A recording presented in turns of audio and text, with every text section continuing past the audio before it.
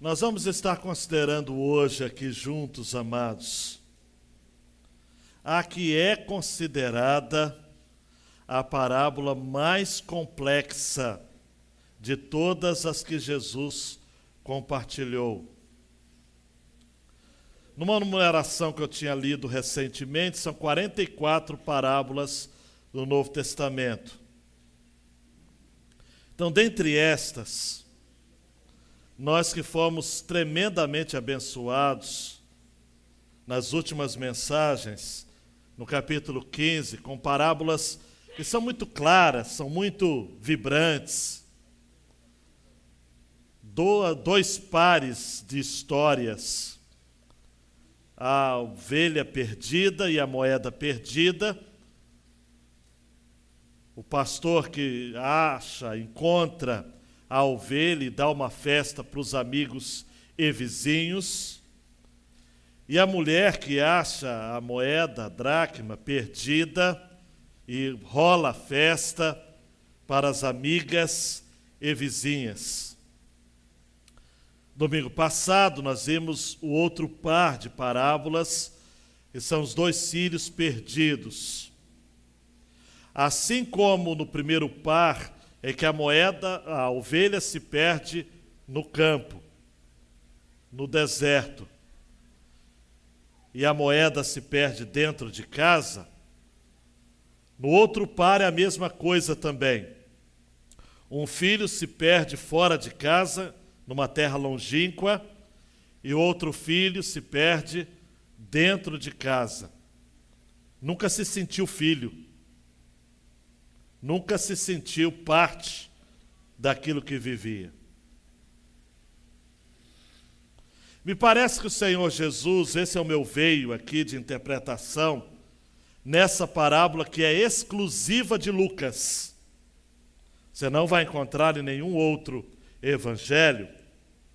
Me parece que Lucas se aproveita para colocar aqui, fazendo um link, uma ligação com a atitude do filho mais novo, que resolve gastar os recursos, a herança, de maneira dissoluta. Ele desperdiça todos os bens, vivendo de uma forma desenfreada.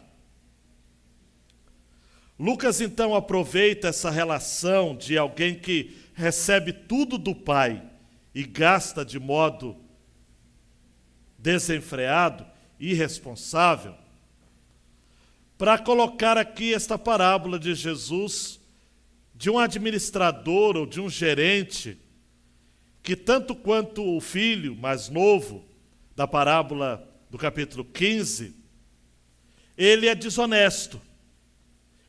Nesse sentido, ele é pródigo, porque ele gasta de maneira irresponsável o dinheiro do seu senhor, o dinheiro do seu patrão. Antes que você ache muito estranho essa história, é importante lhe situar de que grande parte das parábolas de Jesus, para eu trazer o número exato aqui, de 17 entre 37 parábolas, Jesus fala de dinheiro. Jesus fala de cobiça, de avareza.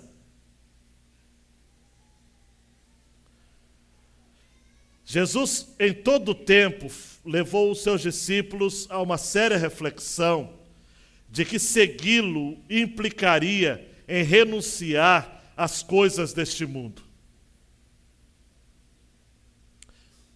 E que aqueles que estão preocupados demais em ajuntar tesouros aqui na terra vão se ver diante de uma terrível surpresa. Quem ajunta tesouros na terra e não os faz no céu, a traça e a ferrugem consomem os seus tesouros, e os ladrões minam e roubam. Tem gente que vive essa vida toda preocupada com dinheiro, com vil metal.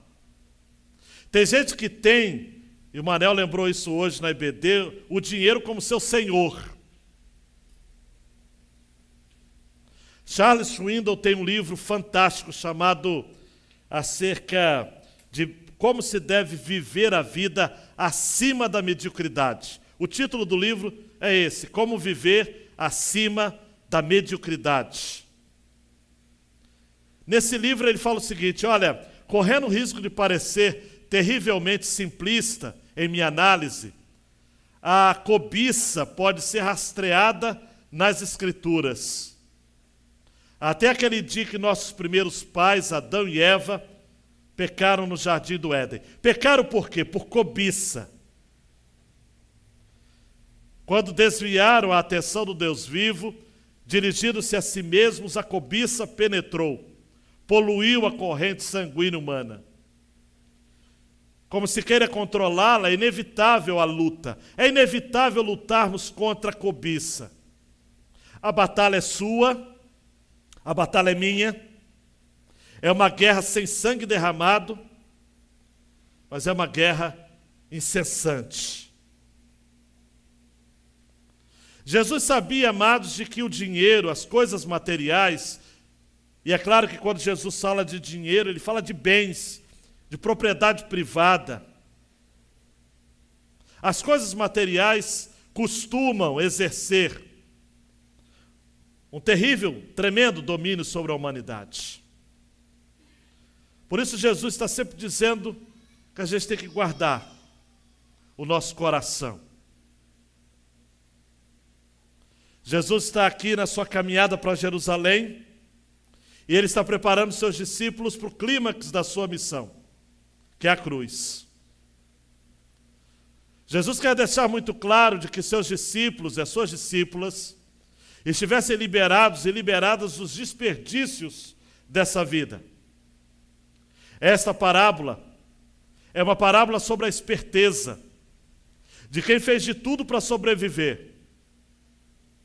A parábola do gerente desonesto.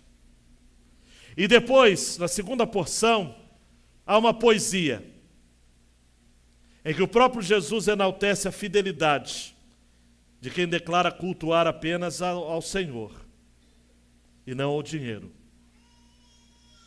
Antes mesmo de você ler o texto junto comigo, eu já quero antecipar qual o resumo desse texto.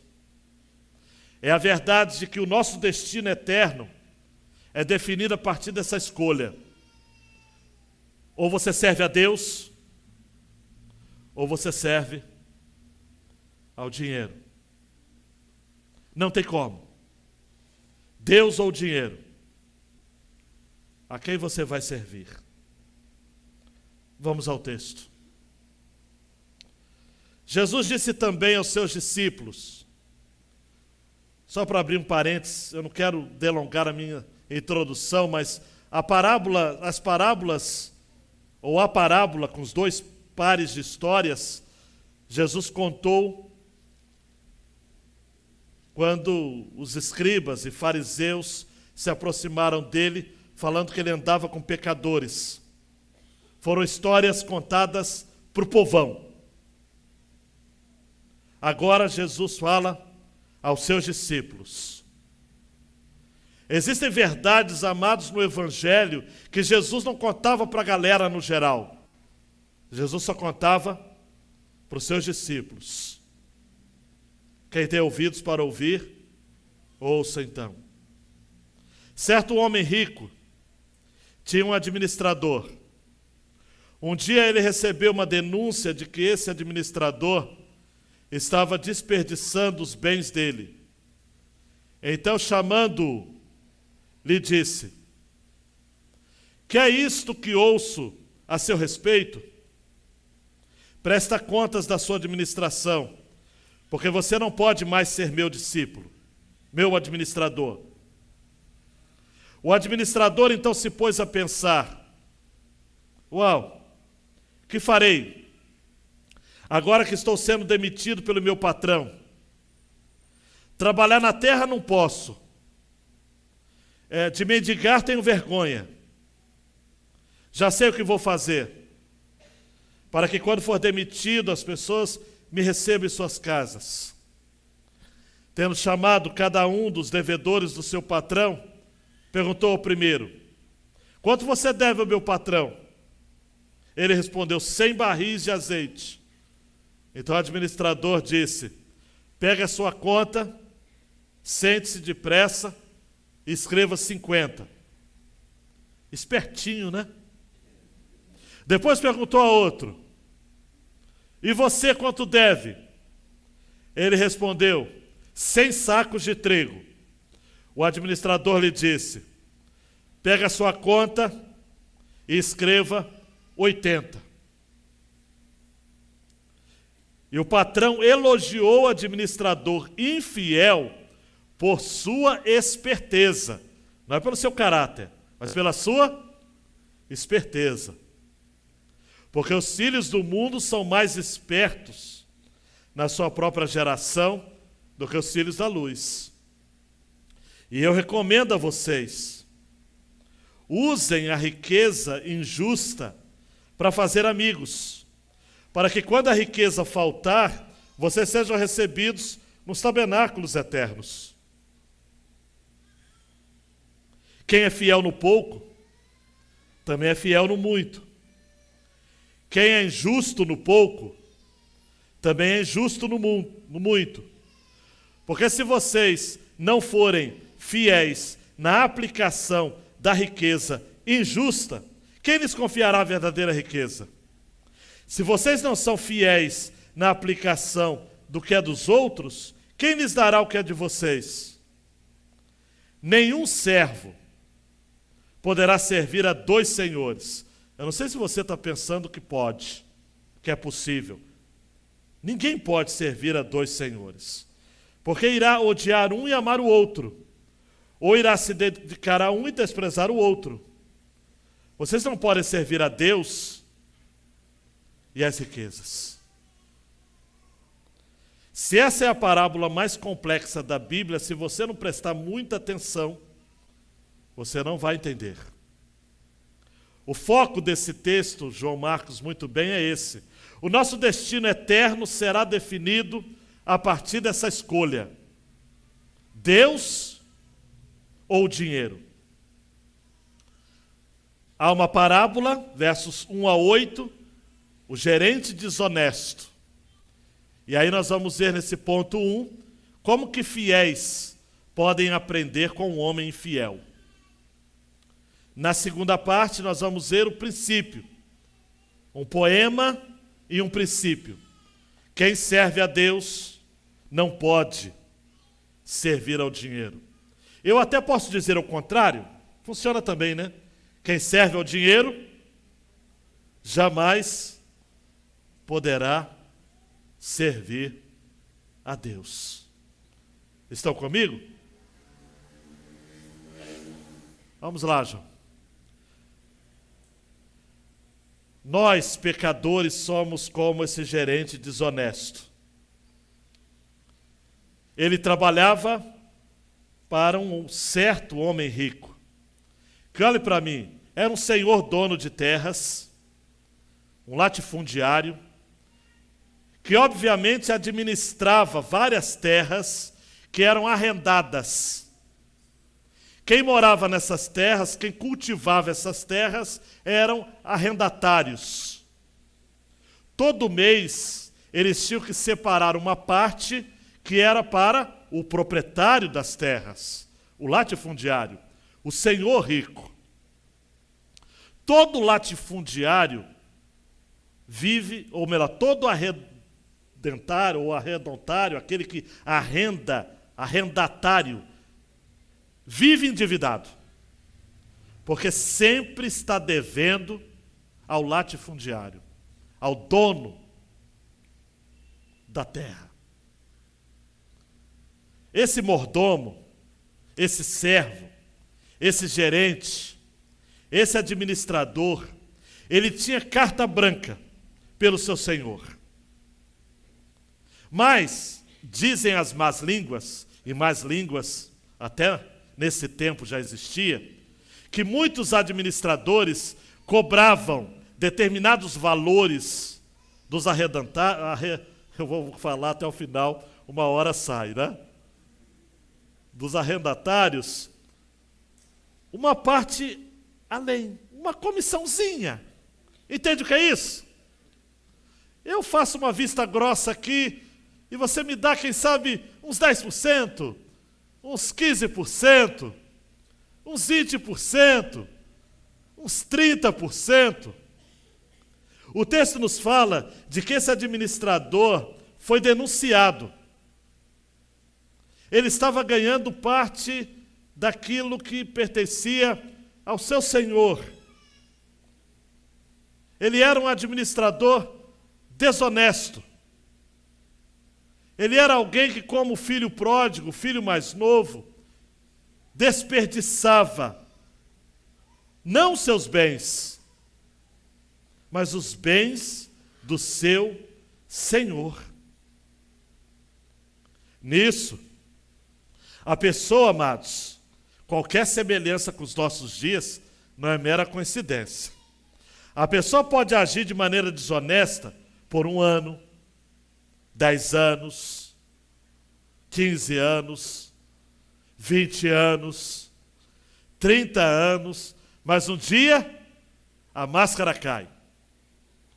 Chega uma operação, uma lava-jato, nesse caso uma lava-terra, e a coisa foi descoberta. Esse gerente estava desperdiçando os bens do seu patrão. Versículo 2, ele é chamado.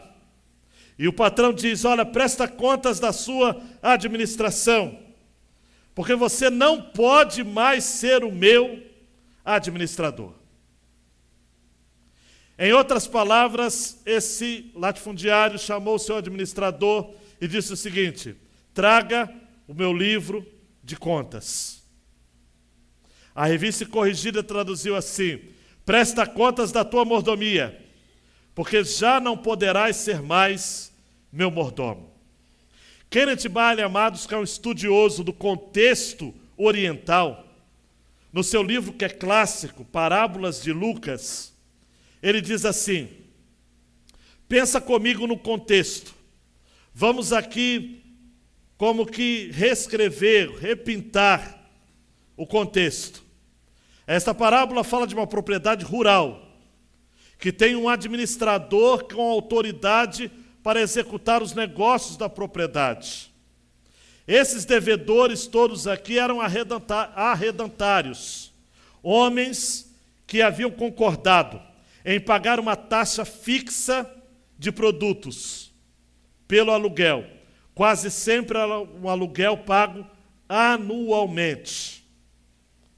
Esse mordomo que estava recebendo dinheiro por baixo do pano, tinha algumas quantias que não eram assinadas, que não entravam no caixa da fazenda, que entravam, pelo contrário, para um orçamento secreto, por um plano B, contas ocultas.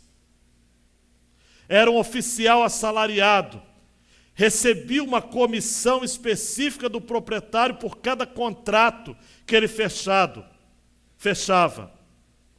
Mas, amados, é incrível o ser humano. Ele era bem de vida. Me permita a expressão, ele estava com burro na sombra. Ele ganhava comissão pelos contratos. Cada arrendatário, amados, além do aluguel ao seu senhor, dava a ele algum tipo de agrado em uma situação ou outra. Mas mesmo assim, ele queria mais. O cara que é corrupto, amados, ele não é corrupto porque ele ganha pouco. Ele é corrupto porque para ele nunca o que ele ganha é suficiente. Pode ganhar 1.000, pode ganhar 10.000, pode ganhar, amados, não tem como. O cara quer mais. O cara quer mais. Até com tornozeleira eletrônica, ele quer mais. Ele quer mais, ele ambiciona. Ele não está satisfeito com nada. Ele quer desperdiçar os bens que não são dele. É assim, amados. Já esse senhor é um homem nobre. É um homem de caráter, respeitado na comunidade. E ele estava tão preocupado com aquela situação que despede esse administrador esbanjador. Mas agora, amados, Jesus está contando esta parábola para dizer como que o homem que pensa em dinheiro, ele é esperto. E ele quer sobreviver. Mesmo que para sobreviver ele tenha que mentir, ele tenha que fraudar algum tipo de contrato.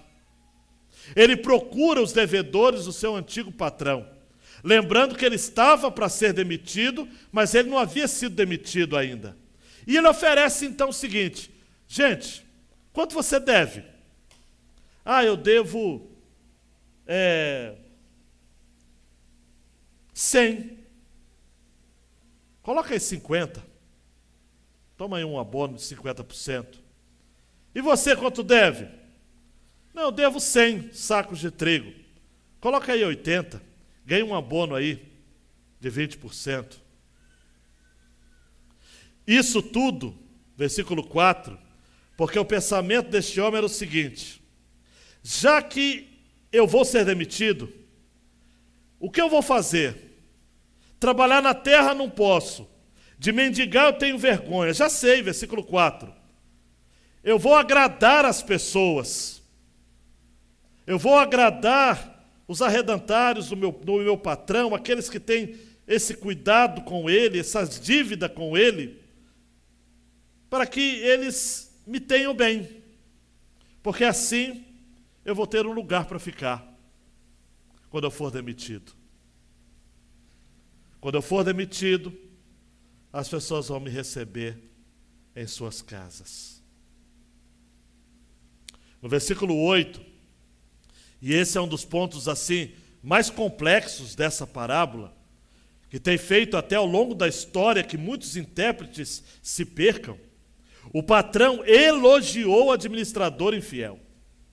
Mas ele não elogiou dizendo que moralmente esse cidadão estava correto. Ele elogiou, o texto diz claramente, o patrão elogiou o administrador infiel por sua esperteza. Olhe para mim, amados, esse é o ponto que você não pode perder. Se perder esse ponto, você não vai conseguir compreender. Jesus está dizendo o seguinte: olha, se todas as pessoas que me seguem, que querem me servir, fossem tão espertos no sentido de fazer algo, de serem criativos, de pagarem o preço, de terem crédito comigo, como esse homem infiel teve para se beneficiar,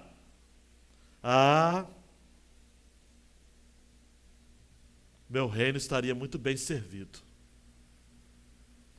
Por isso Jesus diz assim: olha, os filhos do mundo são mais espertos para o mal na sua própria geração do que os filhos de Deus são dedicados e diligentes para o bem. É isso que esse texto fala e me tira o sono. Você já imaginou, amados, se nós, os crentes, fôssemos tão diligentes para fazer o bem quanto somos para fazer o mal? Em relação ao dinheiro, o vil metal, aquele que desgasta, aquele que vai embora, aquele que é gasto em necessidades, mas logo se esvai. O que Jesus está querendo dizer aqui é o seguinte: aprendam. Não aprendam a desonestidade desse administrador, mas aprendam o quanto ele está disposto a ser esperto, sábio, diligente na administração de riquezas que são materiais, de recursos, amados, que são perecíveis. É isso. Este homem foi louvado, porque ele foi perito, diligente, tendo em vista a salvação da sua própria pele. E eu e você, muitas vezes, como filhos da luz, nós insistimos em servir a Jesus, me perdoe a expressão rasteira, a moda vamos embora. de qualquer jeito,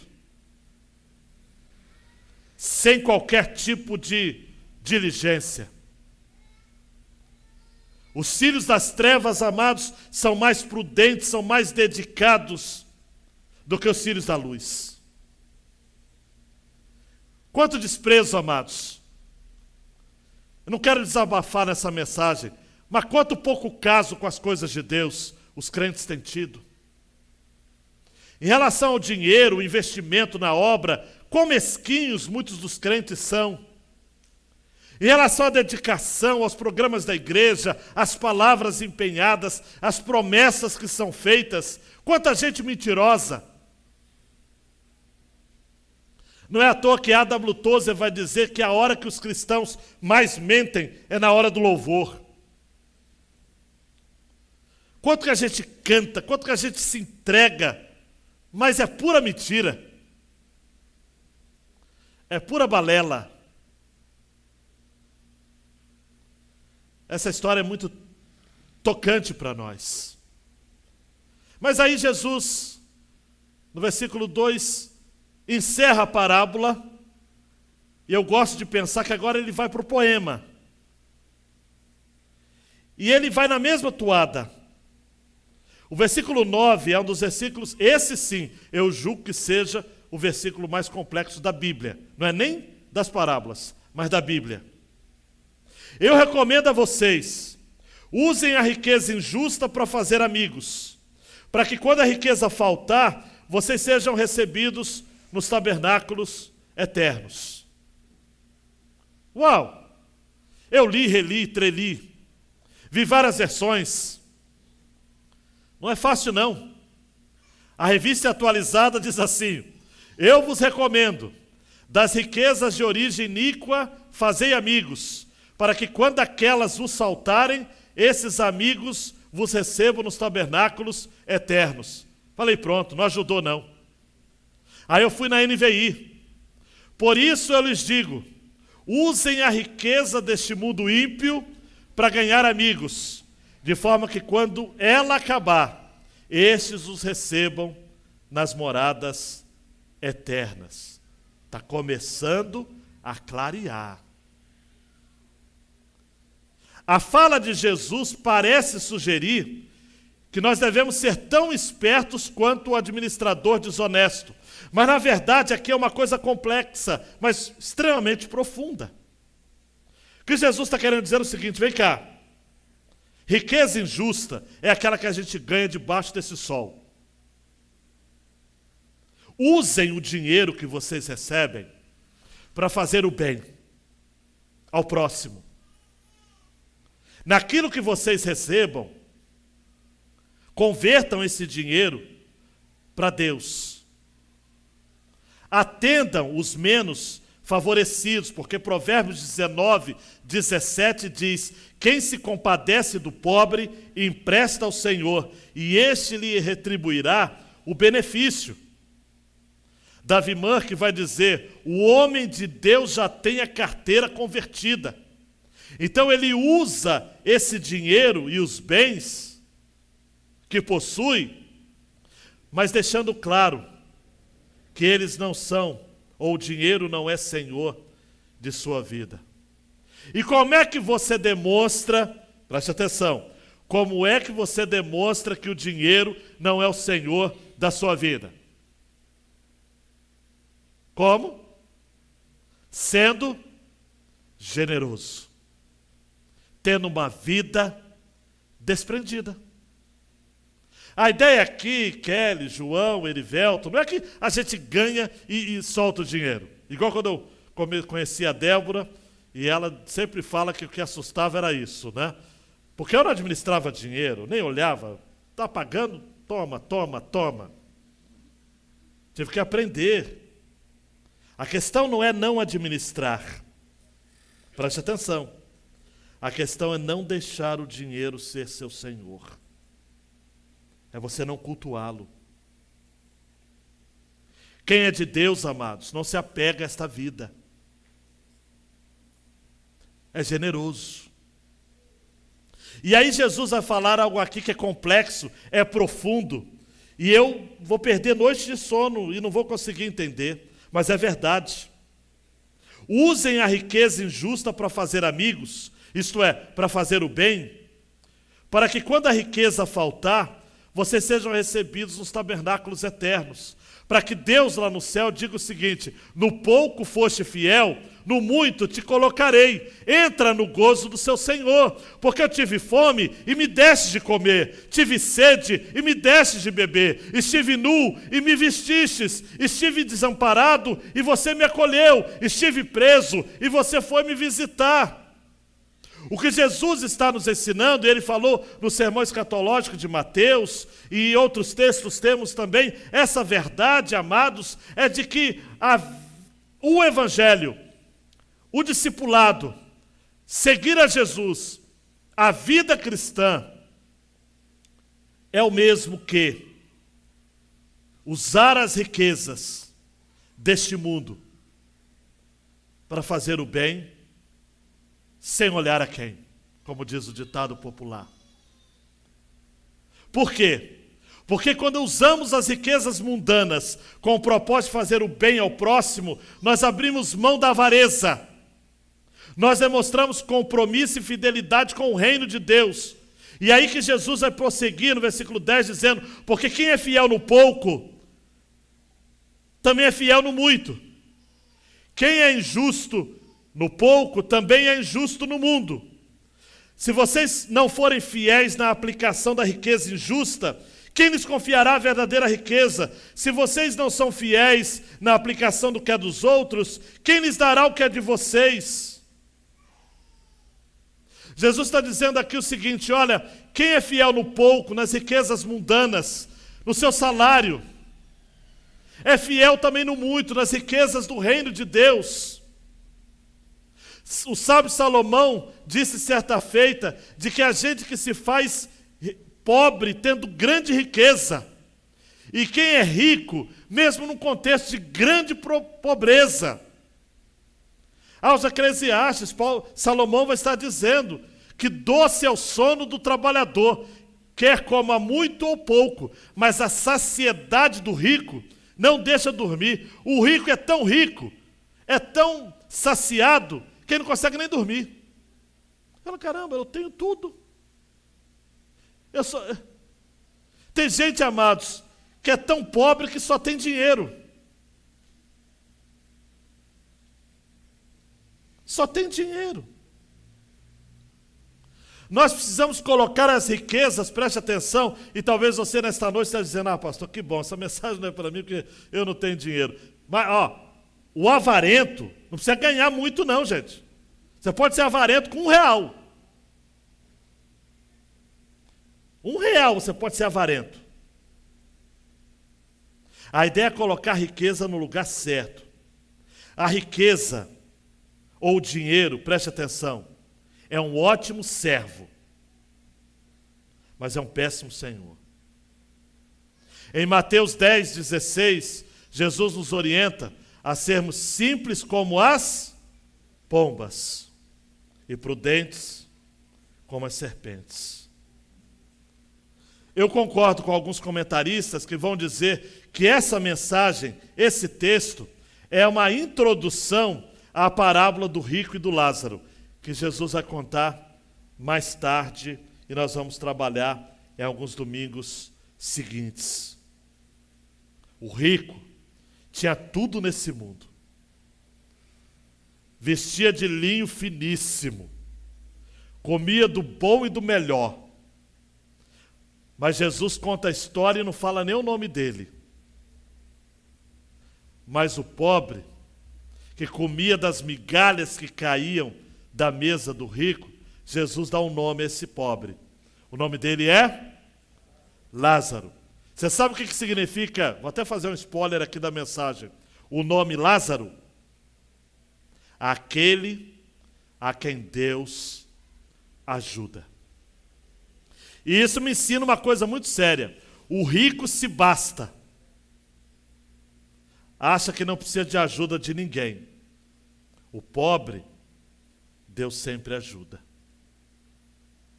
Jesus faz um contraste aqui entre riquezas de origem justa, as terrestres, com a verdadeira riqueza. A riqueza celestial que só Deus pode dar. Aquele tesouro nos céus. De acordo com o princípio, o homem que emprega seu dinheiro de maneira errada revela-se indigno de tratar das coisas mais importantes. Há um contraste aqui entre a esperteza do administrador desonesto com a fidelidade daquele que cultua e que serve ao Senhor e não é escravo do dinheiro. Olhe para mim, queridão e queridona. Você precisa aprender que para Deus ser fiel é mais do que ser esperto. Aquele cidadão fez de tudo para se dar bem com os homens. Isso é esperteza. Fidelidade, diligência é fazer tudo para se dar bem com Deus. É viver para Ele. É ser servo dEle.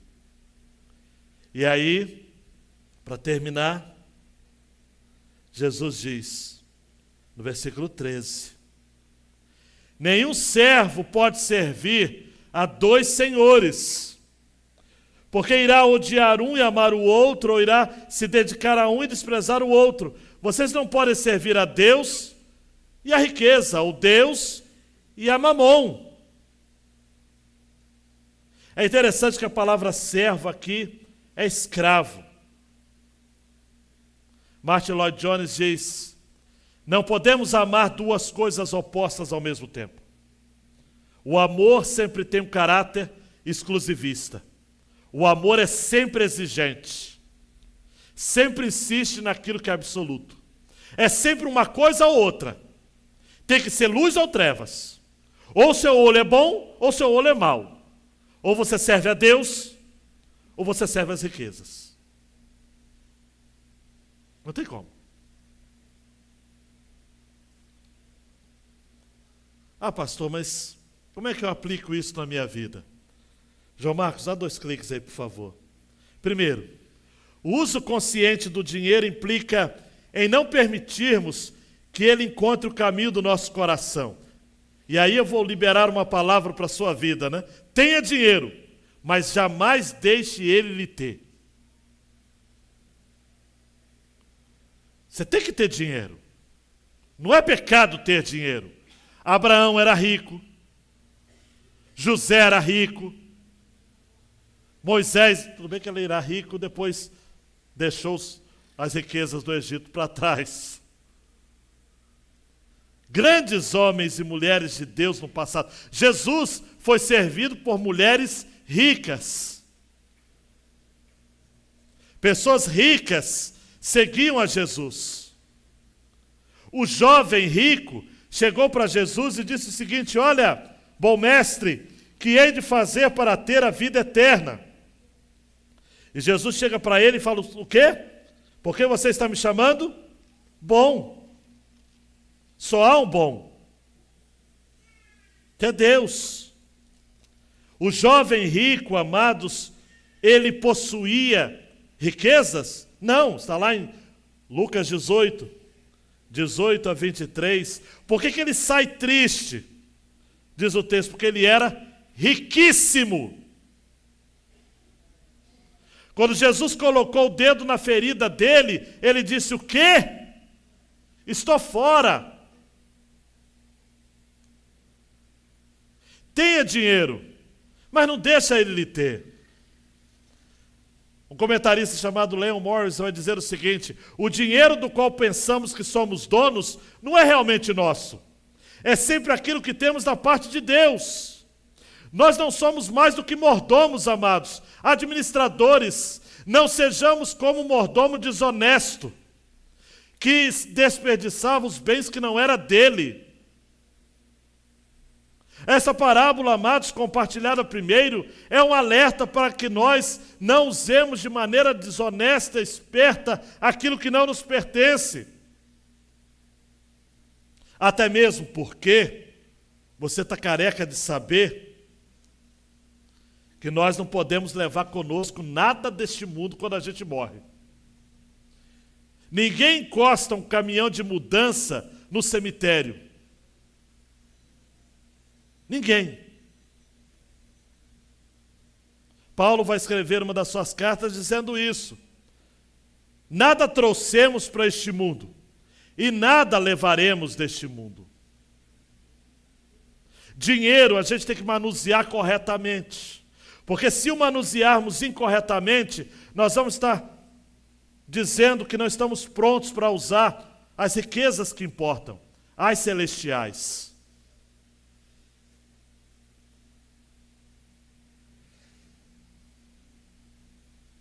Nós temos um reino, amados, por vir.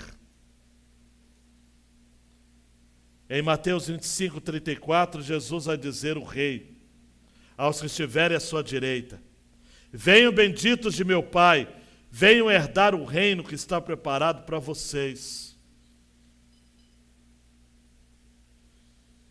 Nosso reino não é aqui. As pessoas às vezes ficam pensando o seguinte: fulano de tal construiu um império. Construiu. Os sírios estão desperdiçando tudo. Vão ficar pobres as futuras gerações. Ah, o fulano de tal foi o rei. Mas está no mesmo lugar que eu e você vamos um dia. Tudo nivelado por baixo. Não adianta, amados. Diógenes, o filósofo cínico grego, antes de Cristo, certa feita estava remexendo os ossos do cemitério. Chegaram para ele e falaram: Diógenes, o que você está fazendo? Ele disse: eu estou procurando aqui a diferença entre ricos e pobres. Não tem nenhuma, não. O último sepultamento que nós fomos, alguém calhou de fazer aquelas perguntas assim, inusitadas em sepultamento. Quando que a gente vai poder pegar os ossos aqui? E o pior é que o governo ainda respondeu: uns 2, 3 anos. Mas vai para onde? Vai a algum lugar lá do Rio, nem sei para onde vai.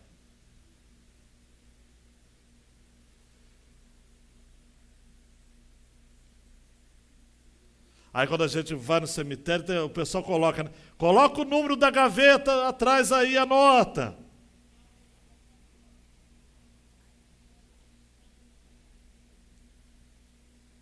O fim dessa vida é igual para todos. Teve um cidadão desses aí que na pandemia disse o seguinte: eu tinha dinheiro para comprar tudo. Os atendimentos mais caros, mas eu não tive dinheiro para comprar a minha saúde. Não tem como. João, nós somos chamados a prestarmos um culto exclusivo a Deus, com nossas vidas e bens. Quem não adora a Deus, adora a si mesmo. Ninguém pode ser escravo de 2 senhores. Até mesmo porque somente um deles receberá a nossa dedicação integral. Assim acontece com Deus e Mamon. Com Deus e as riquezas. Quero terminar essa minha mensagem lembrando que, mais uma vez, que Jesus não falou de dinheiro apenas nessa parábola. Ele falou em muitas outras. Mas eu quero lembrar o testemunho desse cidadão, a foto dele antiga vai ser colocada em tela. John Wesley nasceu em 1703 e faleceu em 1791. Na infância, John Wesley conheceu a pobreza. O Samuel, seu pai, era pároco, pastor anglicano. E era uma das paróquias mais pobres de toda a Inglaterra. E para piorar ainda mais, ele tinha 9 filhos para alimentar e vestir. A imagem que John Wesley cresceu de seu pai foi de vê-lo sempre endividado. Ele era criança certa feita e viu seu pai sendo preso por causa de dívidas. Quando John Wesley resolveu seguir o ministério, ele não tinha ilusões nenhuma. Ele não ia ter recompensas financeiras mesmo. Entretanto, era outra época. John Wesley não enfrentou a mesma pobreza do pai. E quem conhece a sua história sabe que ele nunca se casou, não teve família. E ele não era também um pregador de uma paróquia só, de uma comunidade. Ele era professor em Oxford, universidade. Ele era membro do Lincoln College. A situação financeira de John Wesley era boa para a época. Ele começou ganhando 30 libras por ano, moedas da época, algo em torno de R$190. Isso, na época, era mais do que suficiente para sustentar um homem solteiro. E ele gostou muito daquela prosperidade relativa, né? Dava aulas e gastava o dinheiro com jogo, com cigarro e com bebidas. Mas um dia ele estava na Universidade de Oxford, quando algo mudou a sua perspectiva acerca do dinheiro. Ele havia acabado de comprar quadros para o seu quarto, quando uma das camareiras bateu à sua porta, e era inverno. E ele reparou que a sua camareira só tinha um vestido fino, de linho, para protegê-la do frio. Ele enfiou a mão no bolso para dar algum tipo de dinheiro, algum valor, para comprar um casaco para aquela mulher, e ele descobriu que ele tinha muito pouco. Então ele entendeu que Deus não estava contente com a forma como ele gastava o seu dinheiro. Então ele perguntou a si mesmo: será que o meu mestre dirá: bem está, servo bom e fiel? Adornaste as tuas paredes com dinheiro que poderia ter protegido esta pobre criatura do frio? Ó justiça, ó misericórdia, ele escreveu no seu diário. Esses quadros são o sangue dessa pobre empregada. É tenso, né? Wesley, então, a partir desse dia, passou a limitar os seus gastos para dar dinheiro para os pobres. Se ele ganhava 30 libras no ano, e ele chegou à conclusão que ele não precisava de tudo isso para viver, no primeiro ano ele doava 2 libras, ficava com 28. No ano seguinte a renda dobrou, mas ele disse o seguinte: eu estou ganhando mais, mas eu estou gastando 28, está dando tudo certo. Por que eu vou aumentar a minha despesa? Continuou gastando 28 e passou a doar 32 libras. No terceiro ano, a renda dele disparou para 90 libras. Ele viveu com 28 e doou 62. No quarto ano, ele ganhou 120 libras. Continuou gastando 28 e doou 92 para os pobres. John Wesley pregava, como eu estou pregando para vocês, dizendo que os cristãos não deveriam se limitar às ofertas normais, mas que deveriam doar toda a renda extra para atender às necessidades da família, pagar aos credores. E com o aumento da renda, o cristão deveria elevar o seu padrão. Preste atenção aqui comigo, por favor, na galeria embaixo. Não o seu padrão de vida, mas o seu padrão de doação. Porque 28 libras era o suficiente para ele viver. Em determinado ano, amados e amadas, se segurem na cadeira, John Wesley passou a ganhar, porque ele era um sujeito inteligente, uma mente brilhante, professor, líder. Ele passou a ganhar 1.400 libras. Ele ficou com 30. Ainda ficou com 2 libras a mais. E doou todo o restante. Ele disse que nunca possuiu ao longo da sua vida 100 libras ao mesmo tempo. Ele limitava os seus gastos. A vida dele não tinha luxos. Ele se identificava com os necessitados. Ele pregava que os cristãos deveriam considerar-se membros da classe pobre. Ele colocava suas palavras em prática. Vez por outra, ele participava de refeições com os pobres. John Wesley e os seus seguidores, os metodistas de Londres, abriram na cidade 2 casas para abrigar viúvas, que eram sustentadas por ofertas levantadas nas reuniões e em cultos como este, de ceia do Senhor. Ele morava em acomodações simples. Alegrava-se por comer da mesma comida à mesma mesa. E ele estava ansioso pelo banquete celestial que todos os cristãos irão compartilhar. Ele compartilhava alimento, moradia com os pobres. Algumas vezes deixava de atender suas necessidades para doar.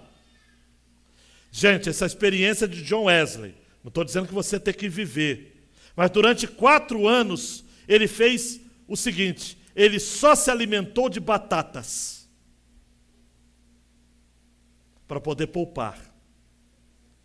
E o que ele dizia era o seguinte: o que eu economizo com carne vai alimentar alguém que não tem nada. E para terminar, em 1744, Wesley escreveu no seu diário: quando eu morrer, se eu deixar 10 libras, cada um de vós e toda a humanidade podem testemunhar contra mim, porque eu vivi e morri como ladrão e assaltante. Quando ele morreu, em 1791, o único dinheiro citado em seu testemunho foi uma miscelânea de moedas encontradas nos seus bolsos e gavetas. Você segura aí na cadeira. Ele havia doado a maior parte do dinheiro que ele ganhou na vida, algo em torno de 30.000 libras. Em reais, hoje, 190.000 reais. Ele havia doado toda a sua reserva. Queridão, queridona, aonde estiver o seu tesouro, Jesus diz lá no Sermão do Monte, aonde estiver o seu tesouro, aí estará o seu coração.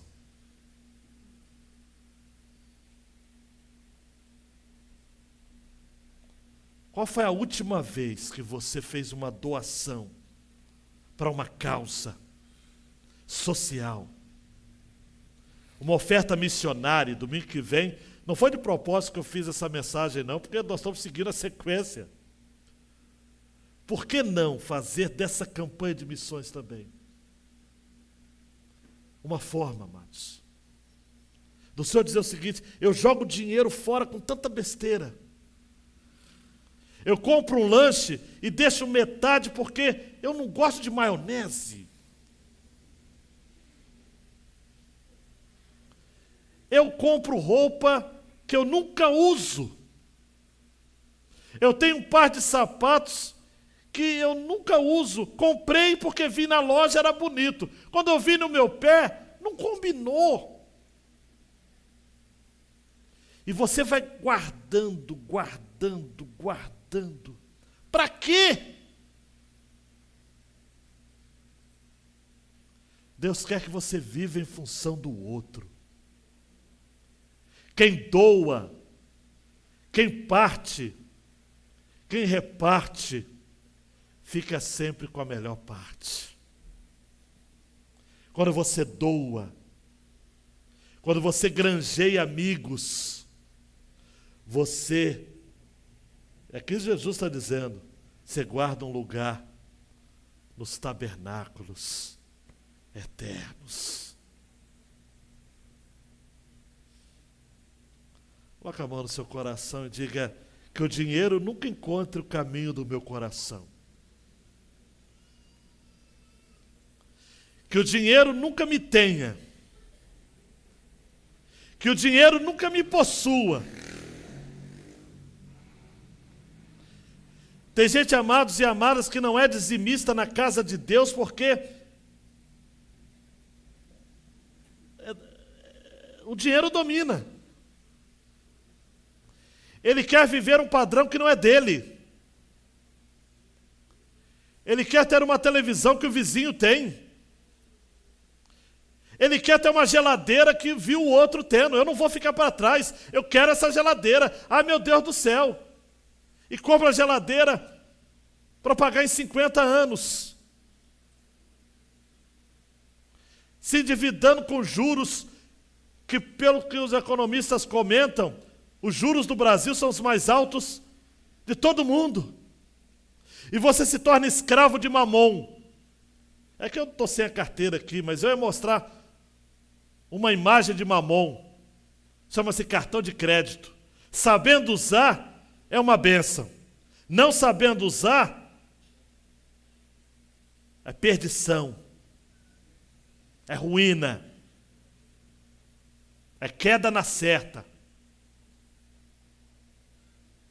Queridão, queridona, que tal se limitar a ter uma vida mais simples para poder ajudar mais os menos favorecidos? Que tal? Que tal você dar uma oferta mensal ao PEP?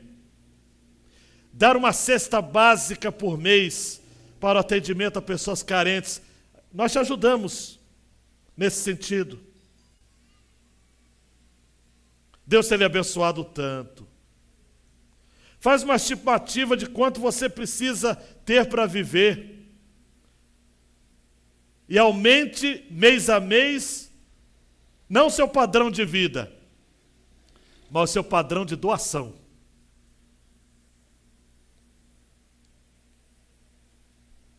Deus é o seu Senhor, não dinheiro. Deus, essa parábola, ela é intrigante. Ela mexe com a gente.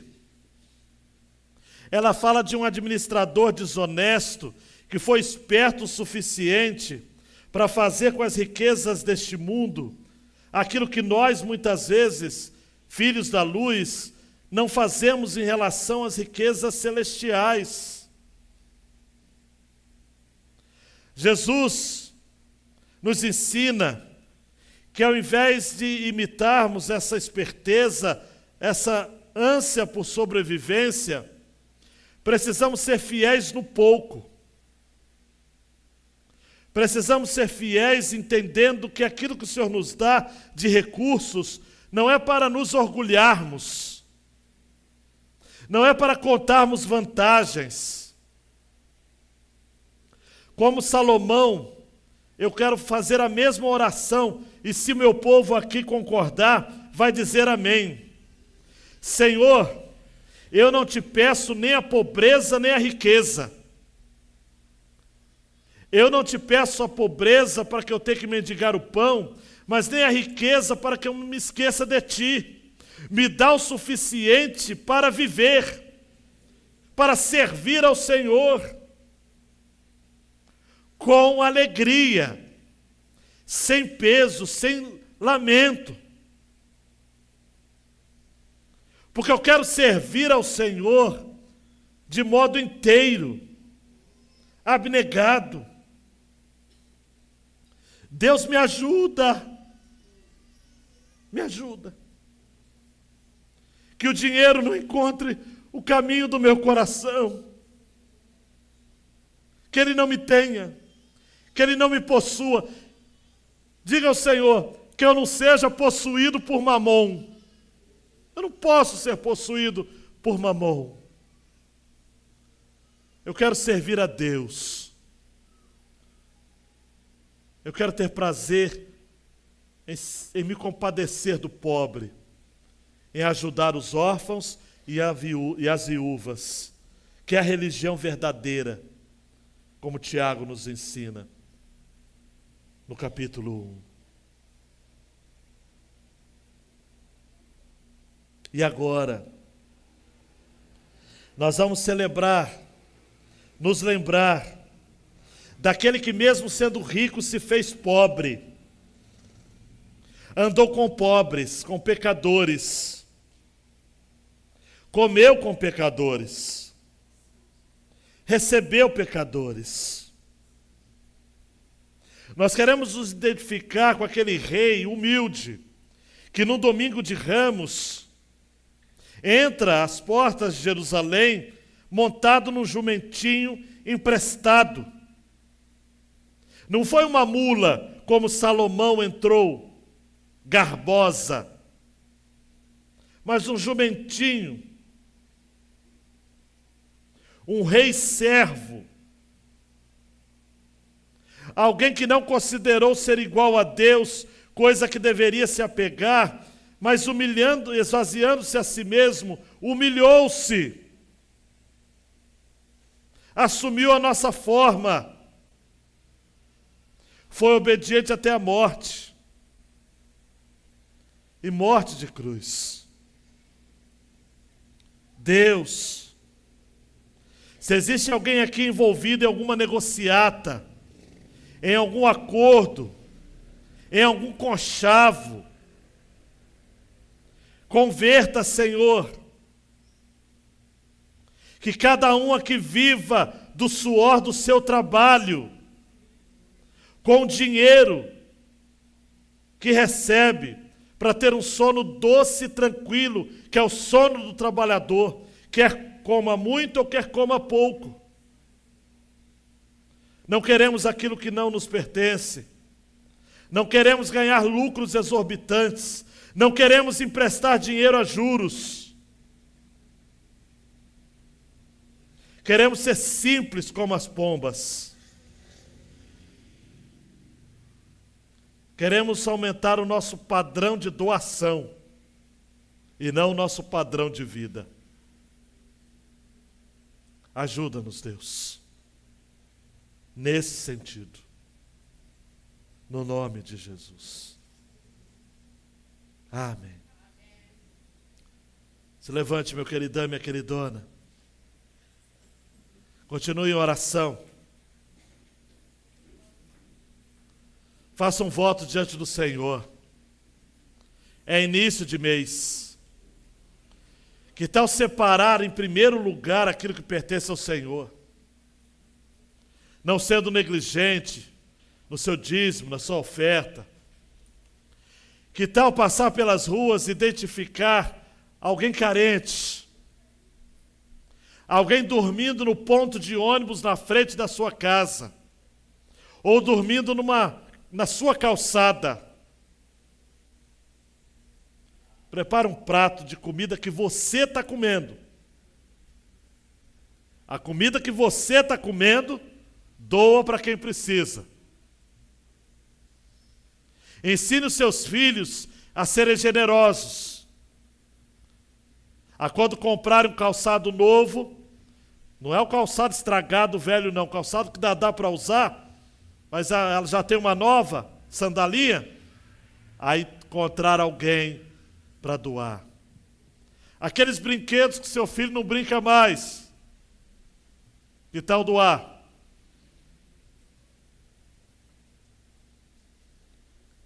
Vamos ser generosos, amados. A gente só tem uma vida, amados. E ela passa tão rápida. E a gente faz questão de tão pouca coisa. Tão pouca coisa. E a gente diz: é meu, é meu, é meu. Eu quero, eu quero, eu quero. Eu tenho, eu tenho, eu tenho. E tudo isso vai ficar. Não vão poder levar nada.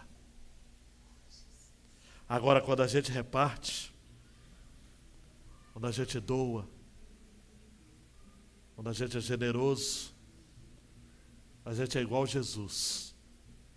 Aquele que veio a este mundo, pobre, conviveu com pessoas pobres e assistiu a elas em todas as suas necessidades.